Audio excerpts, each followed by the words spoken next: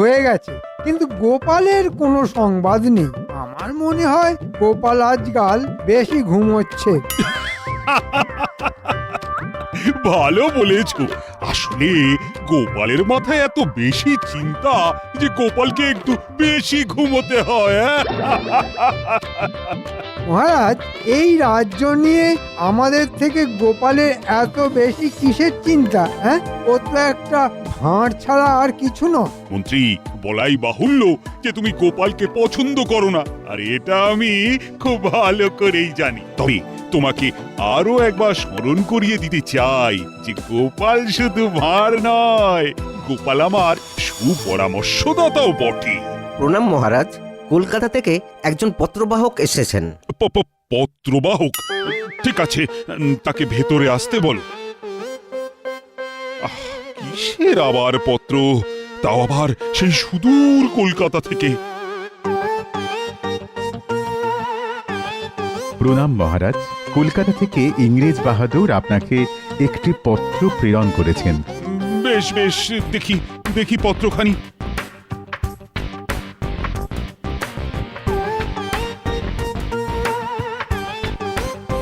বেশ, তুমি আসতে পারো।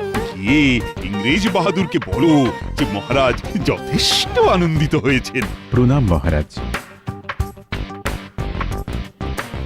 কিসের বার্তা মহারাজ? আরে এসো এসো গোপাল, তোমার কথাই তো হচ্ছিল। ভালো কথা কি হচ্ছিল মহারাজ? না, খুব ভালো কথা হচ্ছিল না। আসলে তোমার দেরি দেখে আমাদের মন্ত্রী খুব চিন্তা করছিল। হ্যাঁ, আমার দেরি দেখলে মন্ত্রী মশাই একটু বেশি চিন্তা করে বইকি। আহ, আহ, আহ, আহ, আহ। চিন্তা তো করতেই হবে, তুমি রোজ দেরি করো। তা আজকে কি কারণে দেরি হলো শুনি? আসলে রাজসভায় আসার পথে এক ময়রার দোকানের সামনে দাঁড়িয়ে পড়লাম। আমাদের বিখ্যাত সরভাজা সেখানে তৈরি হচ্ছে, জিভে জল চলে এলো, তাই একটু দেরি হলো। বাহ, চমৎকার! এদিকে রাজসভা শুরু হয়েছে আর গোপাল ওদিকে সরভাজা খাচ্ছে। যাই হোক যাই হোক, এখন সভার সকলকে আমার জানানো প্রয়োজন যে একটি পত্রে আমাকে জানানো হয়েছে যে বিলেত থেকে একজন ইংরেজ প্রধান এবং তার দুই সঙ্গী পরশুদিন কৃষ্ণনগরে আসছেন। সে কি মহারাজ, ইংরেজরা সব ছেড়ে এখন কৃষ্ণনগরে আসছেন? এতে কিন্তু আমাদের সম্মানিত বোধ করাই উচিত বলে মনে হচ্ছে। মহারাজ, উদ্দেশ্য কিছু জানানো হয়েছে কি? উদ্দেশ্য বাণিজ্য, তবে আমার মনে হচ্ছে যদি আমাদের সাথে তাদের বাণিজ্য চুক্তি হয় তাহলে সেটা কৃষ্ণনগরেরই লাভ। অবশ্যই কোনো বশ্যতা স্বীকার না করে। সে তো নিশ্চয়ই। যদি ওরা বাণিজ্য করে তাহলে একটা গোপন চুক্তি করে কিছু কামিয়ে নেওয়া যাবে বলে মনে হচ্ছে। তবে ওরা এখন আমাদের অতিথি হবে, তাই ওদের সম্মানের সাথে আমাদের বরণ করেও নিতে হবে। ঠিক বলেছেন মহারাজ, আমরা ওদের বরণ করব। তুমি কিছু বলতে পারবে গোপাল? মানে কি দিয়ে ওদের বরণ করা উচিত? মহারাজ, আমার মনে হয় কৃষ্ণনগরে যা কিছু বিখ্যাত তাই দিয়েই ওদের বরণ করা উচিত। যেমন ধরুন কাঠের পুতুল আর আমাদের ওই সরভাজা। ভালোই বলেছ তো গোপাল। ক্ষমা করবেন মহারাজ, কিন্তু গোপাল যা বলল তা একেবারেই ছোট ছেলের মন ভোলানোর কথা। কিরকম কিরকম? মহারাজ, ওরা তো কেউ শিশু নয়, কাঠের পুতুল নিয়ে ওরা কি করবে? আর গোপাল এখন সরভাজা খেয়ে এসেছে, তাই সবার আগে ওর সরভাজার কথাই মনে হচ্ছে। সে কি মন্ত্রী মশাইয়ের বুঝি এইরকম মনে হচ্ছে? কাঠের পুতুল কিন্তু ওরা বাড়িতেও সাজিয়ে রাখতে পারে, আর সরভাজা এখানের সত্যি বিখ্যাত, স্বয়ং নবাব প্রশংসা করেছেন। কিন্তু এটা কোনোভাবেই সম্ভব নয়, আমার কাছে এটা একদম শিশু সুলভ। তাহলে কি করতে বলো? মহারাজ, আমাদের এখানে তো রেশম যথেষ্ট উৎপন্ন হয় আর আমাদের শিল্পীরাও যথেষ্ট ভালো কাজ করছে। আমরা তো ওদের তিনজনকে উত্তরীয় পরিয়ে বরণ করতে পারি।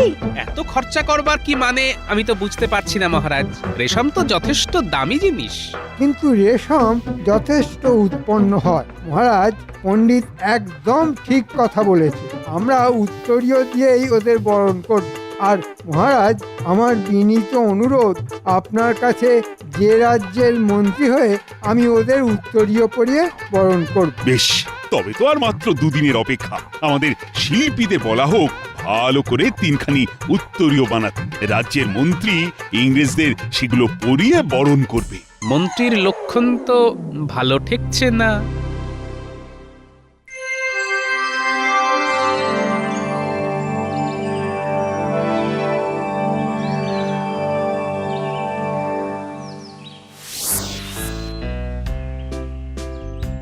মহারাজ, ইংরেজরা আজই আসতে চলেছে আমাদের রাজসভায়। খবর পেয়েছি তাঁবু গেড়েছে আমাদের রাজ্যের এক প্রান্তে। তাহলে তো আজই আসবে। মহারাজ, উত্তরীয়গুলো দেখুন। আমি দেখাচ্ছি। দেখেছেন মহারাজ আমাদের শিল্পীদের কাজ? বাহ বাহ বাহ, চমৎকার চমৎকার। সবাই তো আর শিল্পের কদর বোঝে না, কি আর করা যাবে। শিল্প ভালোই, তবে রাজকোষ থেকে অনেক মোহর খরচ হলো। এখন বিলেত থেকে আসা ইংরেজ এই শিল্পের কদর বুঝতে পারলেই হয়। তোমার আসলে ভালো কিছু সহ্য হয় না, এটা আমি খুব ভালো করেই জানি। মন্ত্রী গোপালও নিজের মত জানিয়েছে, ভুল তো কিছু বলেনি। আর খরচাও তো যথেষ্ট হয়েছে। আর আমার এই রাজসভার সবাই নিজের মতামত জানাতে পারে, এটা তুমি কিন্তু ভুলে যেও না মন্ত্রী। ক্ষমা করবেন মহারাজ। প্রণাম মহারাজ। তিনজন সাহেবের আসার কথা ছিল, তারা এসে গেছেন। শীঘ্র তাদের নিয়ে এসো।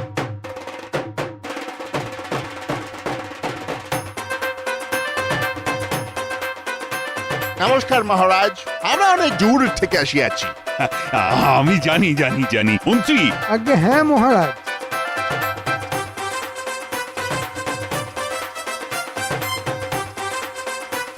আদিক্ষেতা। এখানে আমি প্রধান আছি, আর এরা দুজন আমার অ্যাসিস্ট্যান্ট। আপনারা আসাতে আমি অত্যন্ত সম্মানিত বোধ করছি।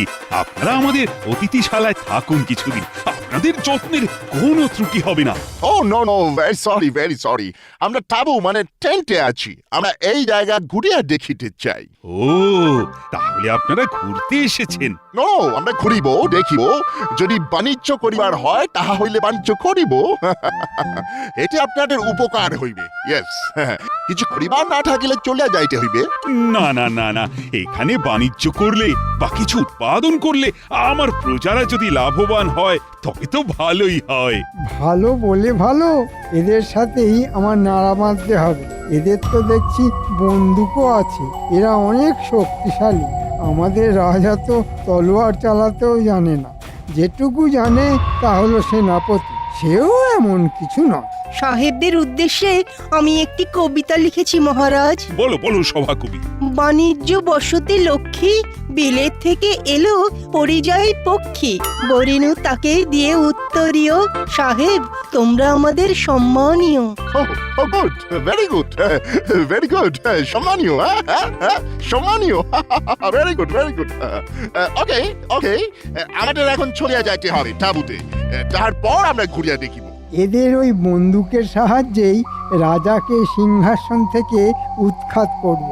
এদের সাথে আরো বন্ধুত্ব গাঢ় করতে হবে। চলুন সাহেব, আপনাদের ছেড়ে দিয়ে আসছি। মহারাজ অনুমতি দিন। নিশ্চয়ই অনুমতি আছে মন্ত্রী। মন্ত্রীর ভাবগতিক তো একেবারেই ভালো ঠেকছে না। ইংরেজদের সাথে একটু বেশি ভাব দেখাচ্ছে, যা আমাকে ভাবাচ্ছে। মন্ত্রী, তোমরা আমাদের খুব সম্মান জানাইয়াছ। আমরা খুব খুশি হইয়াছি। Yes, we are pleased. সমাজের এই উত্তরীয় খুব সুন্দর। ওহ, বিউটিফুল, ওয়ান্ডারফুল। আমরা এত সুন্দর রেশমের কাজ করিতে পারে না। ওয়ান্ডারফুল। আমরা তো নীল চাষ করি আমাদের অন্য জায়গার চাষিদের দিয়ে। সাহেব বাহাদুর, সে তো আমি জানি, কিন্তু আমরা রেশম চাষ করাইনি কোনোদিন। তা এবারে করাবেন। আমরা এখানে বাণিজ্য করিতে আসিয়াছি। এখান থেকে এরকম রেশম চাষ করে বেলেটে পাঠালে অনেক বেশি দামে বিক্রি করিতে পারিব। তাতে আমাদের অনেক লাভ হইবে। নিশ্চয়ই, আমি মন্ত্রী, সেটাই চাই। কিন্তু মহারাজ মনে হয় রাজি হবে না। কেন? ওয়াই, সে রাজি হইবে না কেন? ও তো কথার কথা। কথার কথা, হোয়াট? এখানে প্রজারা ধান আলু চাষ করে, তারা শুনবে কেন? তারা রেশম চাষ করতে সেভাবে রাজি হবে না। যতটুকু দরকার ততটুকুই করে। মাই গড, এখন উপায়? উপায় তো আমি করে দেব, আপনাদের চিন্তার কোনো কারণ নেই। তবে তবে কোন কন্ডিশন? আমাকে রাজা করতে হবে, আমি সব ব্যবস্থা করে দেব। এটা কি করে সম্ভব? কোনো ব্যাপার না, রাজাকে এখন শুধু একটু চমকে দিতে হবে, তাহলেই রাজা গদি ছেড়ে পালাবে আর আমি রাজা হয়ে যাব। চমকে দেব? But how? আপনাদের বন্দুক আছে, আমাদের রাজার কাছে কিছুই নেই। আপনারা কাল রাজসভা চলাকালীন প্রাসাদের বাইরে দাঁড়িয়ে আকাশে গুলি চালাবে, সেই আওয়াজে সবাই বেরিয়ে আসবে, তখন শুধু ভয় দেখাবে আর রাজা পালিয়ে যাব? Oh my god, it's so easy. Okay, no problem. তোমার রাজা পালিয়ে যাক, তুমি রাজা হও। বাট আমাদের বিজনেস শেষ কথা, ওকে? সেটা না হলে তুমিও আর রাজা থাকিতে পারিবে না। নিশ্চয় আমি আমার কথা রাখবো, আপনারা আপনাদের কাজ করুন, সব হবে। তাহলে কাল সকালে ইয়েস। সাহেবরা মনে হয় কাল সারা দিন ঘুরে বেরিয়েছে। হ্যাঁ মহারাজ, সেটাই খবর পেয়েছি। ওদের আমাদের এই জায়গা খুব পছন্দ হয়েছে। ভালো কথা। এখন ওরা কি চায় সেটা কিন্তু পুরোপুরি বুঝতে হবে। আমি তো ওদের তাঁবু অবধি পৌঁছে দিয়ে এলাম, ওদের উত্তরীয় ভীষণ পছন্দ হয়েছে, বিশেষ করে আমাদের এখানের শিল্পীদের হাতের কাজ। বাহ বাহ বাহ বাহ। ওদের অবশ্য কাঠের পুতুল দিলেও খুব পছন্দ হতো।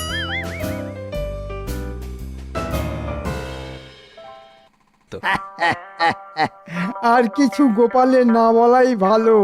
আমাদের সংস্কৃতি যেখানে আমরা সারা বিশ্বে তুলে ধরতে চাই, সেখানে গোপাল রেশমের সংস্কৃতি ওদের কাছে না যাওয়াই ভালো মহারাজ। বেশি ভালো লাগলে আবার আমাদের চাষিদের দিয়ে শুধু রেশমই না চাষ করাতে চায়। সে কি, এটা তোমার কেন মনে হলো গোপাল? কি হলো মহারাজ? এই শিগগিরই সবাই বাইরে যাও। কিসের আওয়াজ? আমাকে তো ব্যাপারটা দেখতেই হচ্ছে।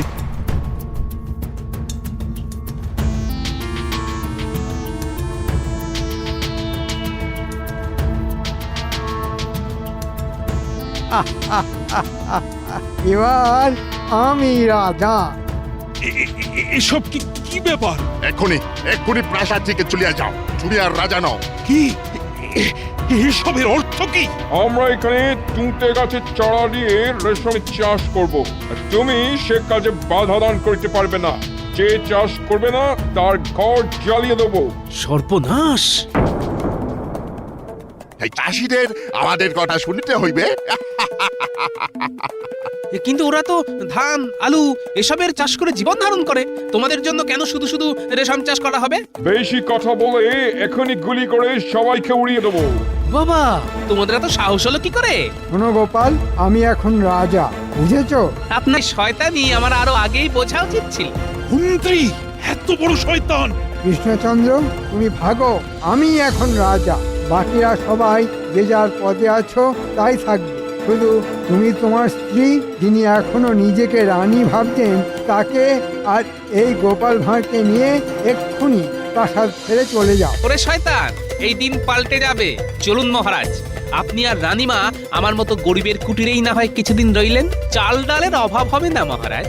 আমার দয়ার শরীর, তাই তোমাদের প্রাণে মারলাম না। আমাদের হাতে বেশি সময় নেই, চলো নতুন রাজা। এখনই সব চাষিদের বলিতে হইবে যে ধান গাছ আলু গাছ আর যা যা সব আছে সব কাঁচা ফেলিতে হইবে। ওইখানে তুতের চারা বসাইতে হইবে। ইয়েস, তুতে, নাহলে তোমার টুটি টিবিয়া মারিয়া ফেলিব। নিশ্চয় নিশ্চয়।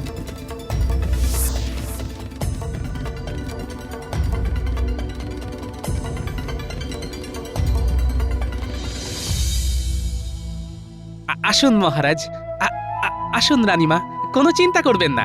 এখানে আপনাদের হয়তো একটু কষ্ট হবে, কিন্তু মনে রাখবেন এ আপনার নিজেদের গৃহের মতোই। গোপাল, তোমার মতো একজনকে আমি পেয়েছি যে চরম বিপদে আমার পাশে থাকলো। এরপর কি আর কোনো কষ্ট থাকতে পারে? হ্যাঁ গোপাল, আজ তুমি না থাকলে আমরা কোথায় যেতাম বলো?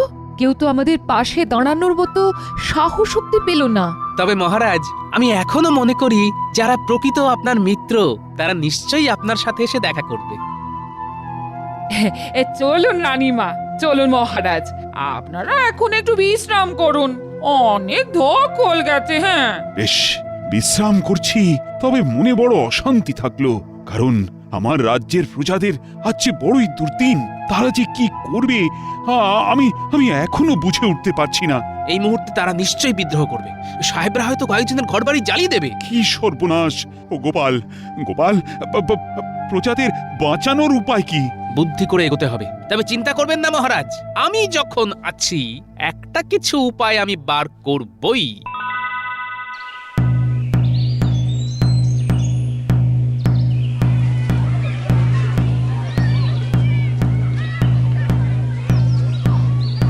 সবাই শোনো, সবাই শোনো, আজ থেকে তোমাদের চেনা মন্ত্রী মশাই আর মন্ত্রী নন, উনি এখন এই কৃষ্ণনগরের রাজা।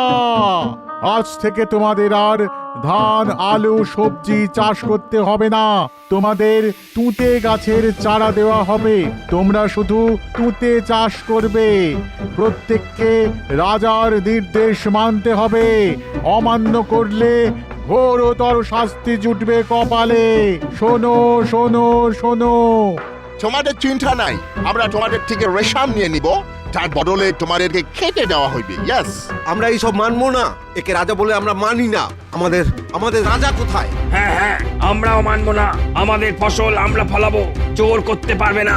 যে যে বিদ্রোহ করবে তাদের বন্দি করা হবে। ওই দুজনকে বন্দি করো।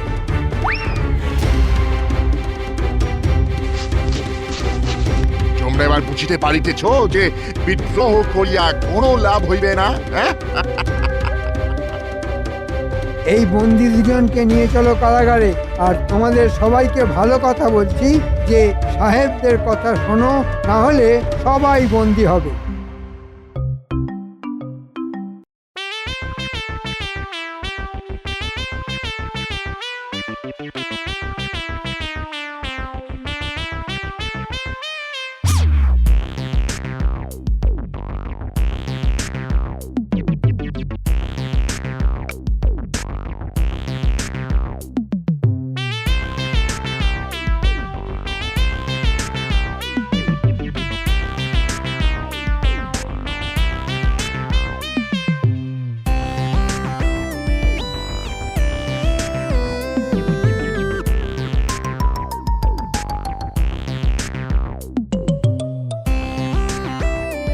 ভালো হয়েছে তোরা সব একসাথে আছিস। তোদের সাথেও আমার গোপন কথা আছে। গোপন কথা? কি গোপন কথা দাদু, বলো না। আহা, গোপন কথা কি সবার সামনে বলতে আছে নাকি? এই বলি, কি এমন গোপন কথা যে আমার সামনে বলতে পারো না? মরণ!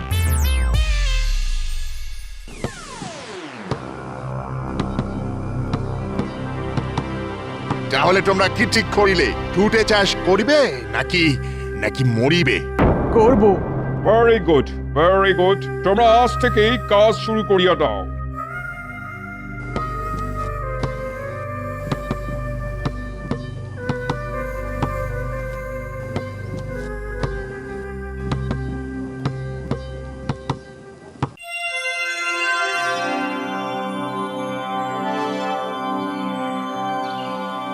ফাইন, হ্যাঁ, চমৎকার তুঁতে গাছ বড় হইয়াছে। চলো ভিতরে ঢুকে দেখি আসি। Alright. My god, what is this? উফ, বিচুটি! বিচুটি? তুঁতে কিভাবে বিচুটি হইয়া গেল? আউচ, আউচ, আউ, ইচিং, আউট ফ্রম হিয়ার, আউট!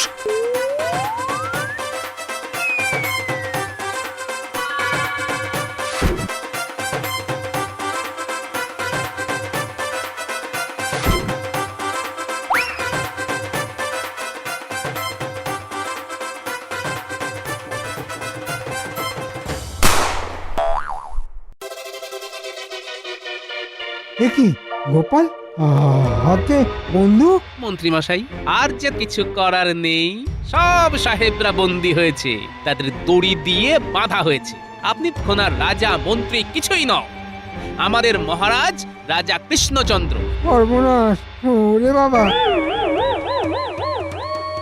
ক্যাপলা, উল্টে এক্ষুনি এসে এটার হাত বেঁধে ফেল।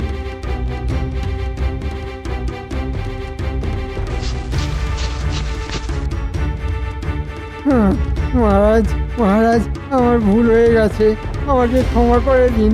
এরকম ভুল আর হবে না। আমি মন্ত্রী আছি আর আর আপনি রাজা। তুমি যা করেছো তাতেই রাজ্যের প্রজারাই তোমাকে শাস্তি দেবে, আমার আর কিছুই বলার নেই। আর গোপালের অসাধারণ বুদ্ধির কাছে তোমার শয়তানি হেরে গেল, এইটুকুই শুধু বলতে পারি। তুতে গাছের সাথে বিছুটি গাছের চারাও বসানো হয়েছিল মন্ত্রী, আর সেই বিছুটি জঙ্গলে এখন আপনাকে ফেলা হবে। ওরে বাবা রে, ওরে বাবা রে!